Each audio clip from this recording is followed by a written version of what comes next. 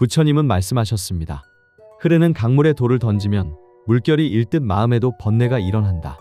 그러나 물결이 잦아들면 하늘이 고요히 비친다. 우리는 매일 수천 가지 생각 속을 헤맵니다.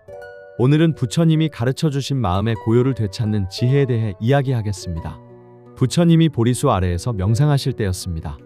깨달음을 얻기 직전 마라 악마가 나타났습니다. 마라는 온갖 유혹과 두려움으로 부처님의 마음을 흔들려 했습니다.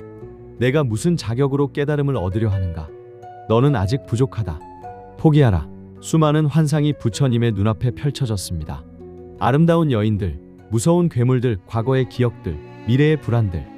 마치 우리가 매일 겪는 잡생각처럼. 하지만 부처님은 그 생각들을 붙잡지도 밀어내지도 않으셨습니다.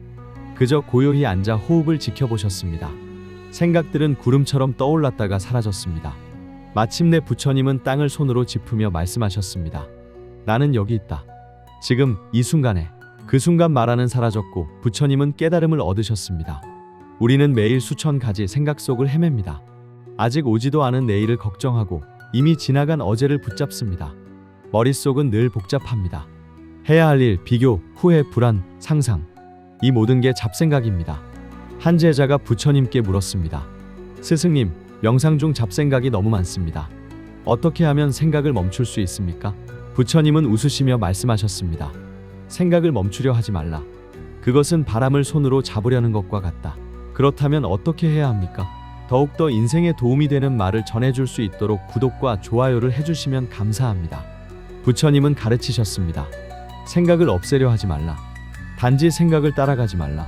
생각은 구름처럼 흘러가게 두어야 합니다.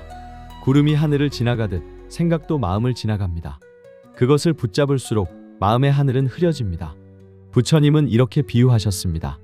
마음은 연못과 같다. 바람이 불면 물결이 일고 바람이 잦아들면 물은 다시 고요해진다. 억지로 물결을 멈추려 하지 말라. 바람이 지나가기를 기다리라. 우리는 생각을 통제하려 합니다. 생각하지 말자, 생각하지 말자. 하지만 이것 자체가 또 다른 생각입니다. 생각을 없애려는 생각. 부처님은 다른 방법을 가르치셨습니다. 호흡 명상입니다. 숨이 들어오는 것을 알아차리고 숨이 나가는 것을 알아차리라. 길게 들이쉴 때 길게 들이쉰다를 알고 짧게 들이쉴 때 짧게 들이쉰다를 알라. 고요히 숨을 들이쉬고 내쉬어 보세요. 호흡 하나에 집중하면 생각은 힘을 잃습니다. 호흡은 지금 여기로 나를 데려오는 다리입니다. 과거도 미래도 호흡할 수 없습니다. 오직 지금 이 순간에만 숨을 쉴 수 있습니다. 그래서 호흡은 우리를 현재로 데려옵니다. 고대 그리스 철학자 에픽테토스도 이렇게 말했습니다. 우리를 괴롭히는 것은 사물이 아니라 사물에 대한 우리의 생각이다. 같은 상황도 어떻게 생각하느냐에 따라 달라집니다. 비가 오면 어떤 사람은 우울해하고 어떤 사람은 시원해합니다. 상황이 아니라 생각이 감정을 만듭니다. 생각의 방향을 바꾸면 세상은 달라집니다. 현대 심리학자들은 마음챙김 마인드풀니스를 이렇게 정의합니다. 지금 이 순간 판단하지 않고 오롯이 인식하는 상태. 즉, 통제는 억누름이 아니라 관찰입니다. 마음을 조용히 바라보는 것, 그것이 집중의 시작입니다. 부처님 시대에 한 승려가 있었습니다. 그는 명상을 아무리 해도 잡생각이 사라지지 않았습니다. 그는 좌절하며 부처님께 말했습니다. 저는 명상에 재능이 없는 것 같습니다. 아무리 해도 생각이 끊이지 않습니다. 부처님은 물으셨습니다. 그대는 생각과 싸우고 있는가? 아니면 생각을 지켜보고 있는가? 싸우고 있습니다. 생각을 밀어내려 애쓰고 있습니다. 부처님은 말씀하셨습니다. 그것이 문제다. 생각과 싸우면 생각은 더 강해진다. 생각을 적으로 보지 말라. 그저 지나가는 손님으로 보라. 손님이 오면 인사하고 가면 배웅하라. 붙잡지도 말고 쫓아내지도 말라. 부처님은 또 이렇게 말씀하셨습니다. 마음은 길들여지면 가장 위대한 벗이 되지만 방치하면 가장 위험한 적이 된다. 잡생각은 마음이 길을 잃었다는 신호입니다. 하지만 그 마음을 부드럽게 이끌면 다시 고요로 돌아옵니다. 야생마를 길들일 때 힘으로 제압하면 말은 더 날뛰게 됩니다. 하지만 부드럽게 대하면 말은 차츰 진정됩니다. 마음도 그렇습니다. 다른 제자가 물었습니다. 스승님, 명상 중 잡생각이 너무 많습니다. 부처님은 잔잔히 미소 지으며 말씀하셨습니다. 강한 바람이 부는 날 연못은 흔들린다. 그러나 물은 결국 고요를 회복한다.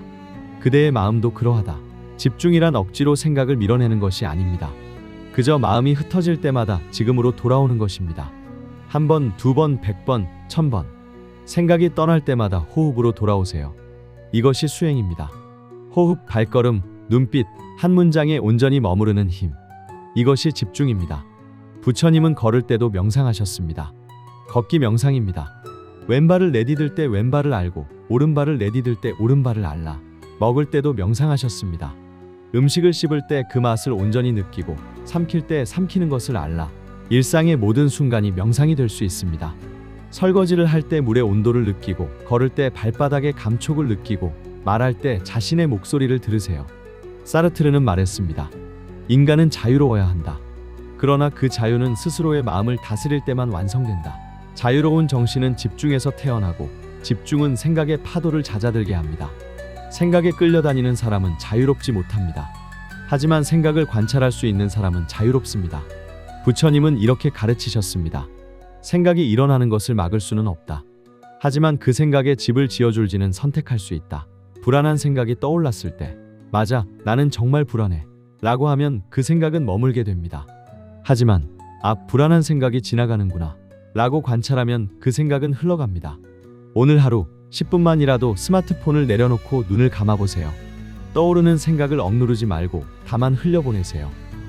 내일 회의 생각이 나는구나. 흘려보낸다. 어제 실수 생각이 나는구나. 흘려보낸다. 배고프다는 생각이 나는구나. 흘려보낸다. 마음이 잔잔해질 때 세상의 소음이 사라집니다. 그리고 그 안에서 진짜 나의 목소리가 들려올 것입니다. 부처님은 말씀하셨습니다. 고요한 마음은 거울과 같다. 먼지가 쌓이면 흐려지지만 먼지를 털어내면 다시 맑아진다. 잡생각은 먼지다. 명상은 먼지를 터는 것이다. 부처님은 마지막으로 말씀하셨습니다. 모든 지혜는 고요한 마음에서 피어난다. 소란스러운 마음에서는 지혜가 자랄 수 없습니다. 하지만 고요한 마음은 맑은 연못처럼 모든 것을 있는 그대로 비춥니다. 잡생각을 버리려 하지 말고 그 위에 고요를 얹으세요. 억지로 생각을 멈추려 하지 말고 그저 지켜보세요. 구름은 하늘을 가릴 수 있지만 하늘을 없앨 수는 없습니다. 생각은 마음을 흐리게 할 수 있지만 마음 자체를 더럽힐 수는 없습니다. 구름이 지나가면 하늘은 다시 맑아집니다. 생각이 지나가면 마음은 다시 고요해집니다. 그러면 어느 순간 당신의 마음은 잔잔한 호수처럼 하늘을 비출 것입니다. 지금 눈을 감고 3번만 깊게 숨을 쉬어보세요. 들숨에 나는 들이쉰다 를 알고 날숨에 나는 내쉰다 를 아세요. 그것만으로도 충분합니다. 당신은 지금 여기에 있습니다. 그것이 바로 집중입니다. 그것이 바로 고요입니다.